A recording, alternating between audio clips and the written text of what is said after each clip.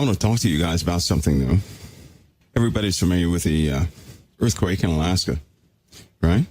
And of course, that always draws concern. But one of my greater concerns has to do with what is about to take place in Southern California. And you all know that I'm watching the Southern Hemisphere.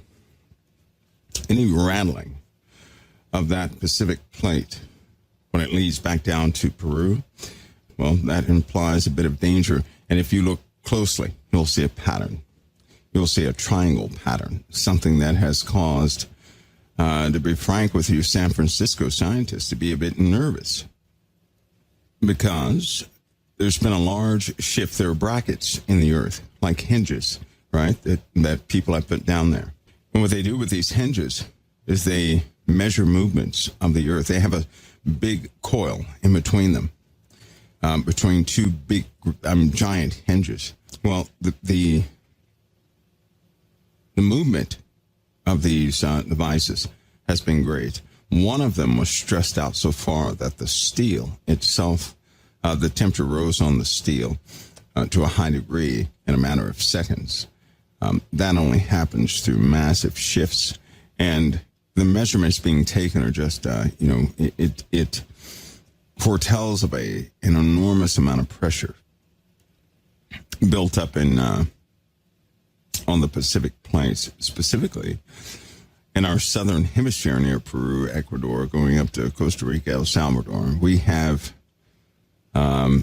shift problems, and volcanism is following up in Mexico. So expect Mexico to become a tremor zone. And what I mean by that, they will experience a brand new set of shakers down there, right? That's going to coincide to a degree with Nicaragua's instability, coastal-wise. These issues will further complications in Venezuela and Russia. Hopefully it'll start to, Russia might want to pull out of Venezuela for a little bit. You'll likely see that too, because they're having massive instabilities right there by the coastlines, underneath the water, and they're going to have to move out. I don't know what that will cause tactically, but they're going to have to skedaddle. It's becoming too unstable in certain parts. But as you all know, I shared with you guys a set of conditions that was shown to me a long time ago, right? By way of a dream, vision, whatever you want to call it. And I want you to take note of something. Nobody heard birds. It was very silent. So in California, if they smell something, right, and they do this in tandem with hearing no birds, something is wrong, something is coming. Because in that setting, you couldn't hear any birds. There were no birds at all. You could hear people. You could hear certain animals, but you didn't see a bird in the sky. You didn't see any birds. You didn't hear any birds. And a smell was in the air. Right? People began to smell a smell. And what happened was in this setting, because I still remember the time on the clock. It was a specific time on the clock. They could smell the smell. They didn't hear any birds. And there was a tremor, and everybody thought it was it. Something happened in the world, and scientists were in agreement that something was about to happen in California. Listen to me close on this, so that if I'm not around, possibly, if this be from the Lord, it's going to be 100% accurate or nothing at all.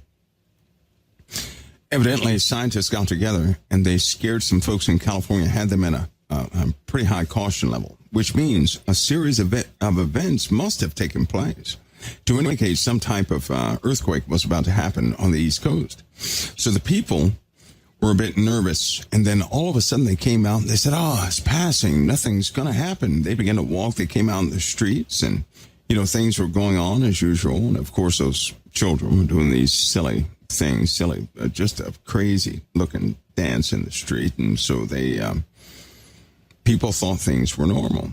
I happened to look at the clock. I was standing right before a clock, and I could see people just, doing their thing. Now, California was not as inhabited as it is right now.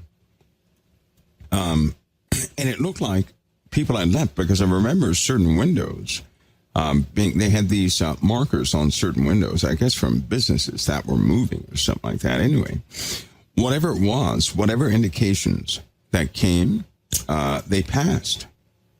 And the people said, hey, we're safe. We're safe. There's no big earthquake. I remember hearing that. They said, there's not going to be a big earthquake. We survived. Nothing happened. Right after that is when on the highways, those little, you guys know about those little short cars, right? These little clown-looking cars, right? Because it was hard to, when I saw those many, many years ago, right? The cars that they have out now, they look like the little one-seater cars they look like. They were on the streets in California. And all of a sudden they were thrust to one side. A lot of cars started going up against guardrails. Some were even going over the guardrail because the highway began to upthrust and twist, and the cars were forced off the highways. At that time, I was taken back, and I looked back, and what was happening was so different than anything else. It was more than an earthquake. This was almost like a massive pressure release underneath the earth that caused the entire land masses to shift. To go up in the air, up and over. And it continued. At first, it began very subtly. Right? People felt the shake, but it continued. It did not stop. It just kept going and kept going and kept going. And by the time this thing was over, the damage it did stretched all the way to the Grand Canyons, pushing them back together. It just smashed them back together. And it rippled across the U.S. at that time. After that, and the buildings in California, right next to the coastlines, they were up 45 degrees and more. And there was this one building, you could hear people screaming. It was totally intact, but there was no way for anybody to ever get to them. The buildings stayed in the ground, the entire earth of which that building did sit when it was upthrust into the air. It was the craziest thing you'd ever seen. And the closest I've seen photos of things that people have captured from certain movies. I've seen things close to that. I'm always thinking, and surely I can't be the only one the Lord showed this to. But my point is, the birds left. There were no bird sounds in that day. There was a smell in the air. People were frightened by something, by some sort of public knowledge, an indication that a great earthquake could hit. But then that moment passed, and people said, hey, we're going to be all right. This isn't the big one. Hey, we're good to go. And they were kind of happy about that. They could exhale because they really thought it was a big one. And what I see happening with that is scientists coming to a consensus that, yes, something is going to happen in California. Their prediction is going to be off. They're going to make a prediction. They're going to give indicators to that prediction, and it's going to be totally off. And as soon as people really believe it passed, nothing happened. That's when it takes place. Now, mind you, before that time, lots of people had left California. The numbers were thinned out in California. People left California before that happened. Unfortunately, the problem was not just for California.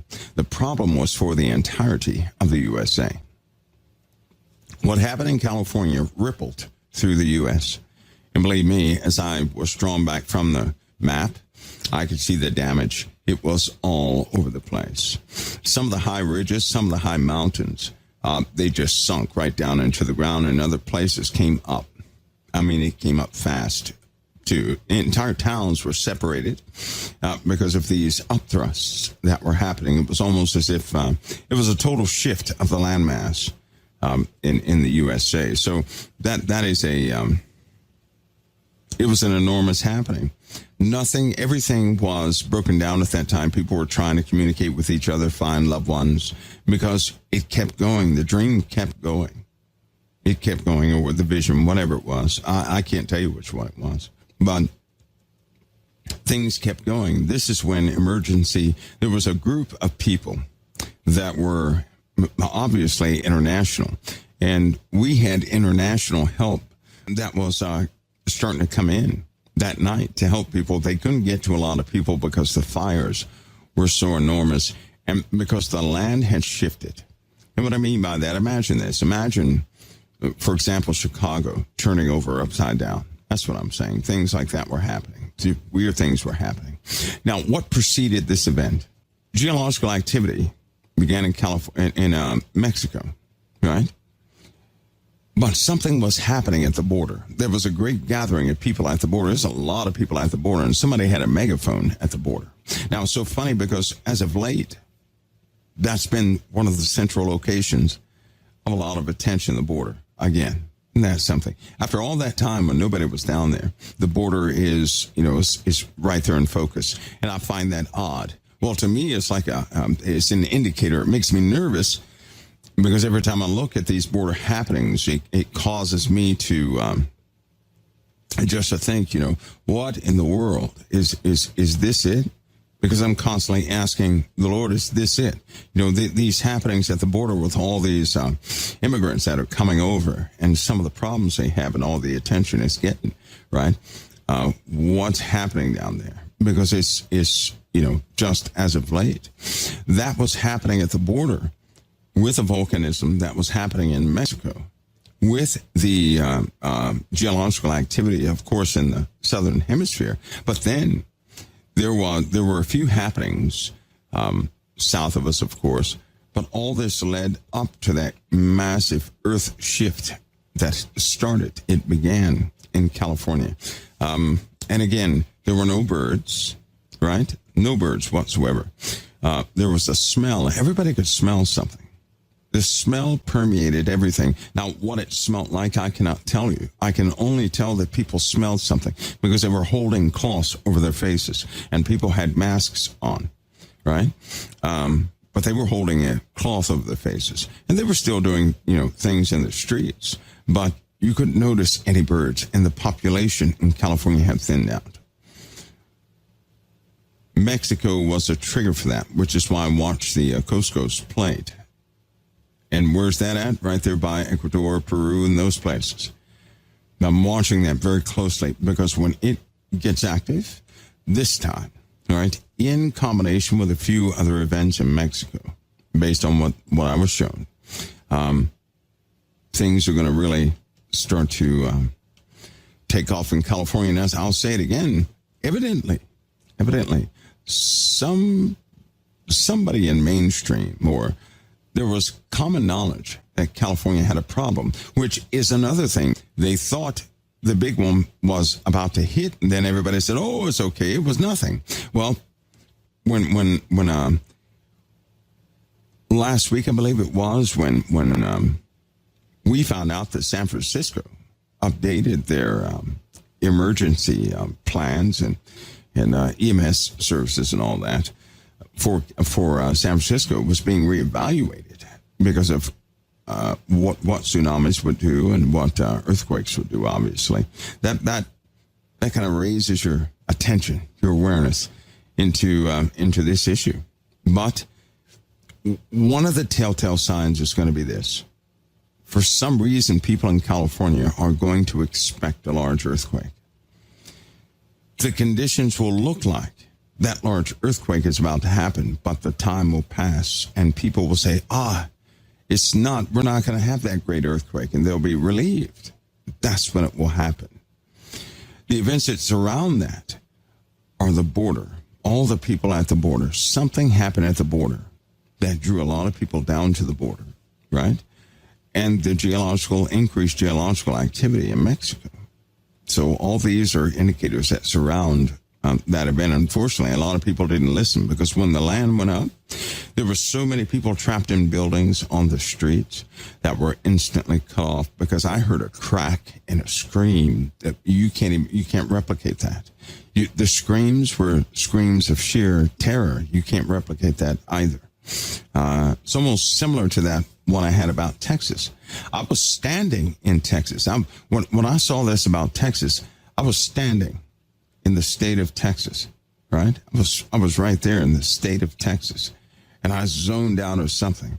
And I began to see many things happening in Texas. One of the most significant things were fires from beneath the ground began, and fires from above the ground, they began. And fires were just coming out of everywhere. The fires from underneath the ground was just very strange, because it was just, imagine somebody turning on a bunch of jets, but they're underneath the ground. All of a sudden they turn on, and you get these large explosions happening underneath the earth, blowing straight up. Well, things like that were happening. The highways were buckling and blowing up that way. And there were fires coming from above. That's when darkness truly began to settle into the earth, because that caused a lot of thick black smoke to fly all over the place. And from my vantage point in Texas, you would think that would be, confined to that domain in Texas. No, it was not. I can recall all the way, it was something I was doing on the East Coast, because I was helping people get to an underground shelter. Now, this'll get you, because it certainly got me. In this same series of visions, whatever you want to call them, I escorted people to an underground place, in a place that I'm very familiar with, right? Well, not too familiar with, but I'm familiar with the place. Down a specific street, I was escorting people to this place underground, because they did not know what to do. The streets were cracked. The highways were cracked and buckling. Something was in the skies, and I had to get people into something like a bomb shelter. Now, this dream or vision happened back in 93, 94. And I was escorting people to a specific place in this state. I went to go look for that place, and many years later, and guess what? In the exact place where the front of the building had been sheared off, in that building is a walkway that goes under, it's about 20 degrees, and the people go down. There's a bomb shelter there. A bomb shelter nobody knew about since the 1940s. And when I went to go ask about it, because when I saw the place, I was convinced the rest of it was real. So I went to the city, and I began to, dig up paperwork from the courthouses to find out where this place could be. And I said, well, it's got to be there, Lord. It's got to be there. Or all this is for nothing. And I'm like that. When the Lord shows me something, either all of it comes true or it's thrown out. There's no one little portion comes true and then that justifies the whole thing. No, it's either all or nothing. So I was looking for this place. And as I was digging, and then talking to those who preserve history in certain towns, there was a bomb shelter in this place. There was a bomb shelter that was sealed off, and it's right there in that place. Listen to this. It is not accessible. You can't get into this bomb shelter unless the front of that building gets sheared off. You can't get into the bomb shelter. And in this dream or vision, the whole front side of this building had collapsed. It was just sheared off. It collapsed, and it was right there. That bomb shelter was right there. Now, that was a very, and I can remember my own, it's almost like I remember how I felt in that, how I felt when I was assisting people. And it was not, I wasn't so old I had a walker. That's not what it was. It was kind of vibrant, right? Kind of active and vibrant, which puts that time close to where we are right now. But again, the people did not expect it. There was a couple with 3 children standing in the middle of the street, and they were frozen with fear. They didn't know what to do. The noise that you could hear from the streets buckling, people attempting to flee. Many tried to flee by foot, but go where? Where would they go? They were just running blindly. They didn't know what to do. They were in a panicked state. And I looked at the roads. Most of the roads were cracked. Most of the asphalt had buckled from the inside. Most of it, as far as you could see, most of the asphalt was buckled. The highways were buckled. Things were cut off, right? So if you couldn't travel off-road, you weren't going to get down most highways because something had happened and they had buckled. And it was it was chaos in the sky, so to speak, right? I didn't pay too much attention to the sky, except to say it was extremely dark.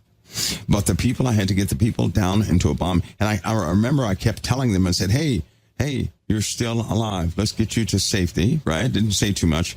And as I would put them in there, I said, the Lord loves you. The Lord loves you. And I would go out and get some more. I remember my clothing at that time, it was kind of weathered. My clothing at the time was weathered, as though I had been out there for a long time.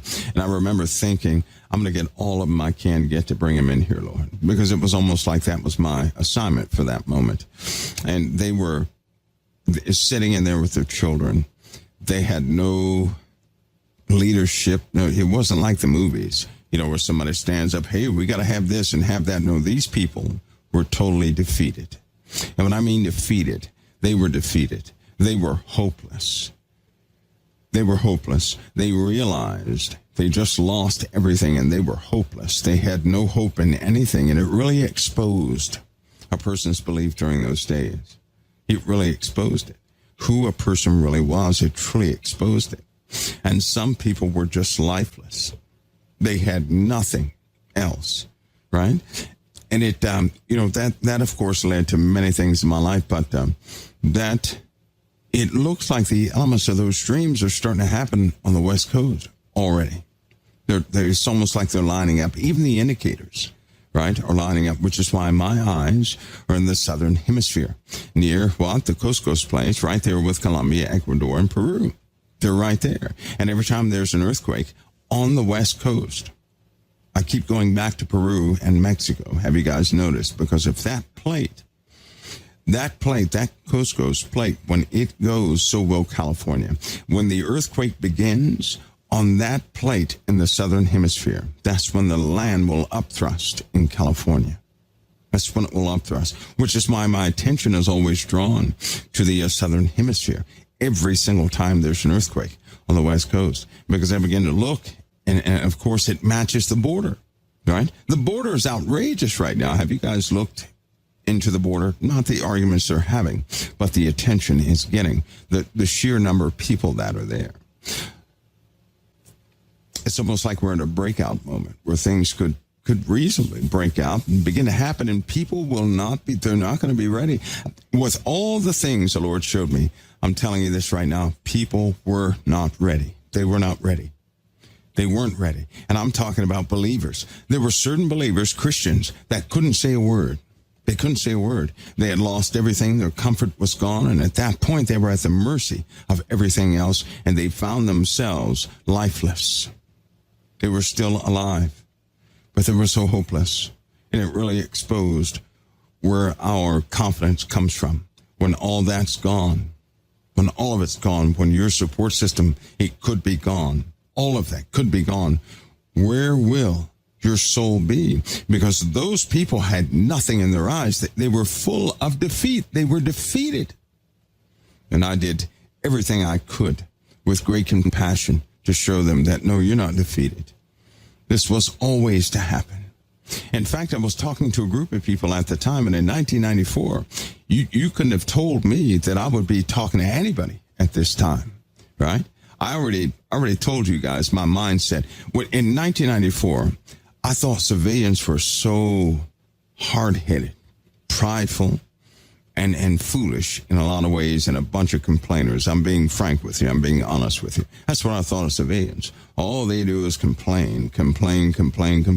That's exactly what I thought. So me talking to individuals about things that are very heartfelt to me, no way I'd never be doing anything like that, right? But here I am. Go figure. But at that time, too many Christians were taken off guard. Things happened way before they expected anything to happen. And there was a family, I remember a family who couldn't even get back to their safe place. They were not from the state I was in, right? And it caught them off guard. It caught them in a different state, because people travel all the time. When they get home, they say, hey, I'm in safety and this, that, and the other. But that's not what happened. People were caught off guard. They weren't at home. Right? They were in a whole different state thinking things were going to go on as usual, which is why a lot of people right now, they say, well, what's going to happen next week? And what's going to happen this? And that's not going to help them. Even if somebody could tell them what was going to happen, they're not going to have a capacity to believe the entire truth, because they will be caught off guard. They will be caught off guard. And that will expose everything that's truly within us. Because there's going to be some speechless, lost individuals for a time, right? But trust me, this will be good for purging, good for uprightness, right? Because you wouldn't believe how your tangible things can alter your soul. They can. I'll tell you this, anything that competes with the Lord in your life, if the Lord loves you and you love the Lord, he will take it out of your life. It will be removed because it's in the way and it could potentially harm you. We have very serious times coming, right?